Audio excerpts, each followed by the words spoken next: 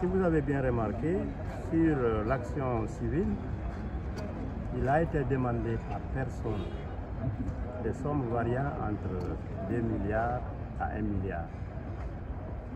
Nous avions catégorisé par personne viol, exaction, autres infractions sexuelles, les disparus et autres. Et pour les dommages, pour la distinction entre eux. Donc, cette somme demandée à titre personnel et le montant de 20 milliards à titre de dommages et d'intérêts.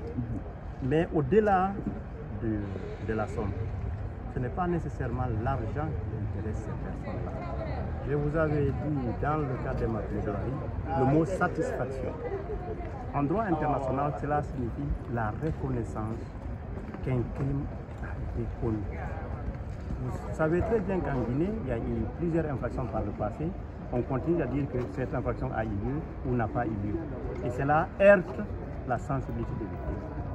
Pour l'une des premières fois, nous avons un tribunal qui va décider, après avoir entendu toutes les parties dire que cette infraction a eu lieu. Cela participe dans le cadre de la construction de notre mémoire. C'est d'abord ce qu'il faut voir. Il ne faut pas voir le montant. On ne peut pas remplacer le chevet d'un être humain. Ce n'est pas le montant que nous faisons devant nous. Nous savons les condamnations en milliards de dollars qui viennent vers la CPI ou autre. C'est vraiment pas cela qu'il faut mettre devant. Ce qu'il faut mettre devant, c'est le fait qu'un procès a eu lieu et il va aboutir. Comme je le disais, c'est un tribunal guinéen qui est en train de juger des accusés guinéens qui ont commis des actes sur les Guinéens.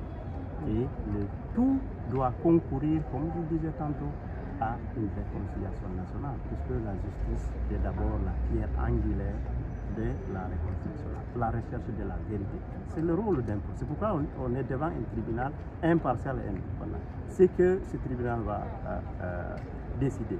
Lorsque le cas échéant de voies de recours seront terminés, nous avons déjà un pan de notre histoire qui est scellé. On n'a plus besoin de revenir pour dire que cette activité a eu lieu, cette affaire a eu lieu, cette affaire n'a pas eu lieu.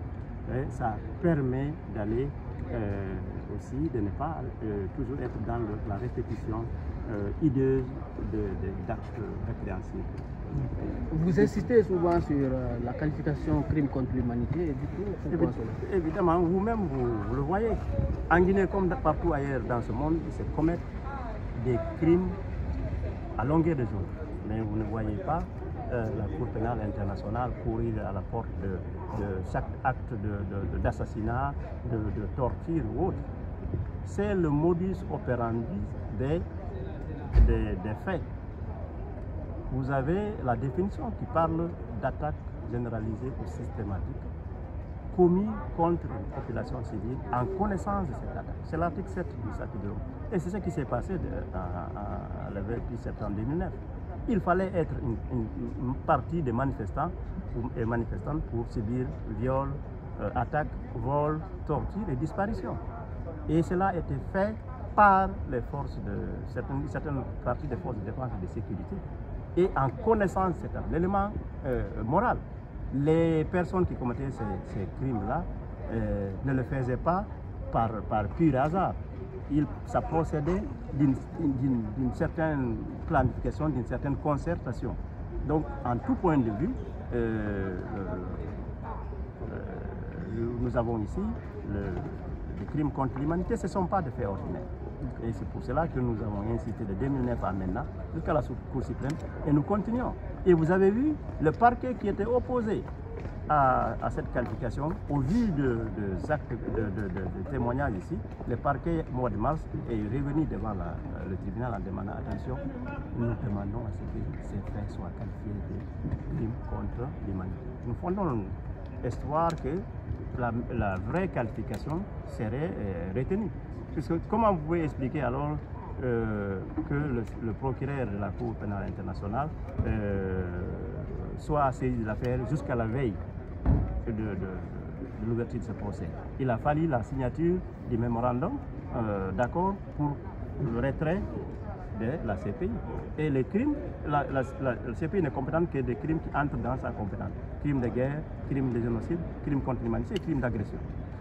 Donc déjà, le fondement de base, c'est d'abord ces crimes contre l'humanité. Peu importe ce que le juge va retenir, nous ne pourrons que faire les demandes et nous pensons que ces demandes-là sont fondées.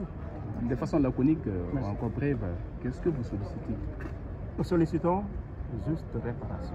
Nous sollicitons justice en faveur des victimes. Et nous le faisons au nom de la Guinée. N'oubliez pas, un jugement est rendu au nom de la Guinée. Quand on dit au nom de la Guinée, ça inclut les accusés, ça inclut les victimes, ça inclut tout le monde. Donc le but visé n'est pas un acharnement contre qui que ce soit. Le but visé, c'est la recherche de la vérité, la justice en vue d'une réconciliation nationale. Et que ces procès servent d'exemple pour les faits antérieurs et qu'ils puissent empêcher la survenance d'autres faits qui fragilisent le vivre commun guinéen. Merci. Merci.